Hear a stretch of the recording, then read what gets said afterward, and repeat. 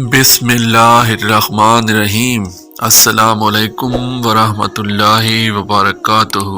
صحرائے چولستان، جسے مقامی طور پر روہی کے نام سے بھی جانا جاتا ہے، پنجاب پاکستان کے جنوبی حصے میں ایک صحرا ہے جو تھر کے عظیم ترین صحرا کا حصہ بنتا ہے، جو صوبہ سندھ اور بھارتی ریاست راجستھان تک پھیلا ہوا ہے۔ یہ پنجاب کے دو بڑے بڑے صحراؤں میں سے ایک ہے۔ دوسرا صحرائے تھل، یہ نام ترک زبان کے لفظ چول سے ماخوذ ہے جس کا مطلب ہے ریت اور ستان، ایک فارسی لائقہ ہے جس کا مطلب ہے زمین۔ صحرائے چولستان قلعہ ڈراور ان قلعوں کی بہترین زندہ مثال ہے جو صحرائی کارواں کے راستوں کی حفاظت کرتے تھے۔ چولستان کاروان کی تجارت کا مرکز تھا، جس کی وجہ سے قرون وسطی میں تجارتی راستوں کی حفاظت کے لیے متعدد قلعے تعمیر کیے گئے، جن میں سے قلعہ ڈیرواڑ بہترین محفوظ مثال ہے۔ چولستان جنوبی پنجاب کے بہاولپور، بہاول نگر اور رحیم یار خان اضلاع میں 25,800 کلومیٹر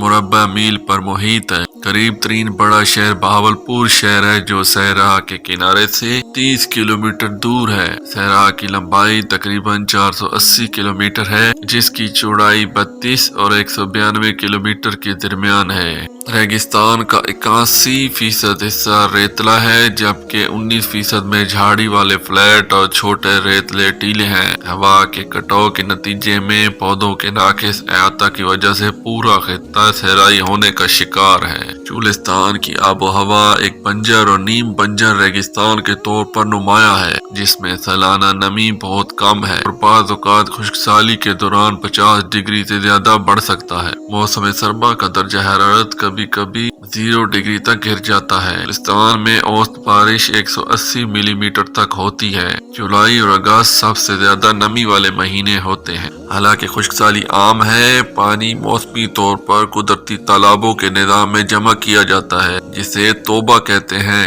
یا انسان کے بنائے ہوئے تالابوں کو کھنڈ کہتے ہیں۔ زیر زمین پانی 30-40 میٹر کی گہرائی میں پایا جاتا ہے، لیکن عام طور پر نمکین ہوتا ہے اور زیادہ تر پودوں کی نشو و نما کے لیے غیر موزوں ہوتا ہے۔ مئی 2022 میں پاکستان کے چولستان کے صحرائی علاقوں میں بہت سے مویشی شدید گرمی اور پانی کی کمی کی وجہ سے مر گئے۔ مویشیوں سمیت چرواہوں نے پانی کی قلت والے علاقوں سے نقل مکانی شروع کر دی ہے۔ ٹوبہ سلیم سر اور ٹوبہ نواں کوہ سب سے زیادہ متاثرہ علاقے تھے، جہاں پانی کی کمی کے باعث 50 بھیڑیں مر گئیں، جبکہ متاثرہ علاقوں سے مزید ڈیٹا اکٹھا کیا جا رہا ہے۔ چولستان پلاسٹوسن کے دور میں قائم ہوا تھا۔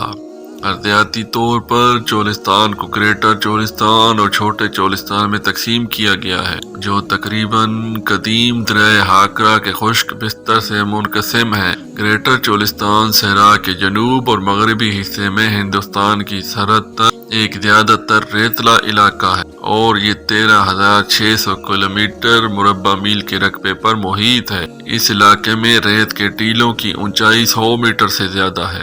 اس خطے کی مٹی بہت زیادہ کھاری ہے۔ کم چولستان ایک بنجر اور قدرے کم ریتلا خطہ ہے جو تقریباً 12,370 کلومیٹر کے رقبے میں محیط ہے، جو پرانے ہاکرا ندی کے کنارے سے شمال اور مشرق میں تاریخی طور پر دریائے ستلج کے کنارے تک پھیلا ہوا ہے۔ گریٹر چولستان میں بہت کم نامیاتی مادے کے ساتھ مٹی کا معیار عام طور پر خراب ہوتا ہے، اور کم چولستان میں جھونپڑی والی مٹی انگریزوں کے دور میں تعمیر کیا گیا نہری نظام کم چولستان کے شمالی حصے کی آبپاشی کا باعث بنا۔ اگرچہ اب ایک بنجر خطہ ہے، چولستان میں کسی زمانے میں ایک بڑا دریا بہتا تھا جو ستلج اور یمنا دریاؤں کے پانی سے بنتا تھا۔ دریائے ہاکرا کا بیڈ اس علاقے سے گزرتا ہے، جس کے ساتھ یہ وادی سندھ کی تہذیب ہڑپا ثقافت کی بہت سی بستیاں دریافت ہوئی ہیں۔ گنویرو وال کا بڑا شہری مقام بھی شامل ہے۔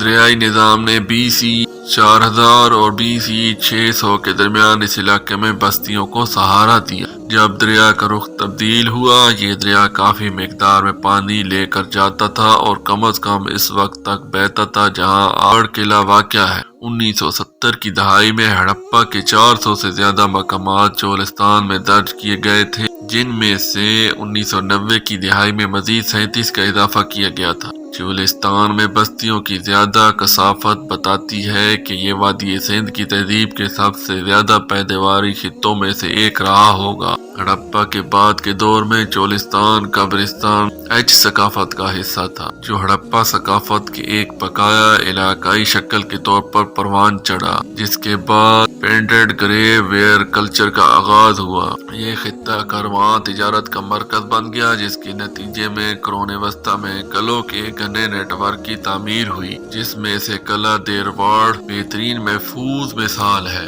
یہ خطہ کارواں تجارت کا مرکز بن گیا، جس کے نتیجے میں قرون وسطی میں قلعوں کے ایک گھنے نیٹ ورک کی تعمیر ہوئی، جس میں سے قلعہ دیرواڑ بہترین محفوظ مثال ہے۔ چولستان کے دیگر بڑے قلعوں میں میر گڑھ، جان گڑھ، مرود گڑھ، موج گڑھ، ترنگڑ خان گڑھ، خیر گڑھ، بجنود گڑھ اور اسلام گڑھ لائکا گڑھ کے ساتھ قلعہ کی نشاندہی کرتا ہے۔ یہ قلعے یونیسکو کے عالمی ثقافتی ورثہ سائٹس کی عارضی فہرست کا حصہ ہیں اور جنوب میں 40 میل دور دریائے سندھ اور ستلج کے تقریباً متوازی چلتے ہیں۔ اس علاقے کے چھوٹے قلعوں میں باڑہ، باگلا، دوین، والا، پھلجی، کنڈیرا، لیارا، مرید، مچکی، نوان کوٹ اور پھولرا کے قلعے شامل ہیں۔ چولستان کی معیشت کی ریڑھ کی ہڈی جانور پالنا ہے۔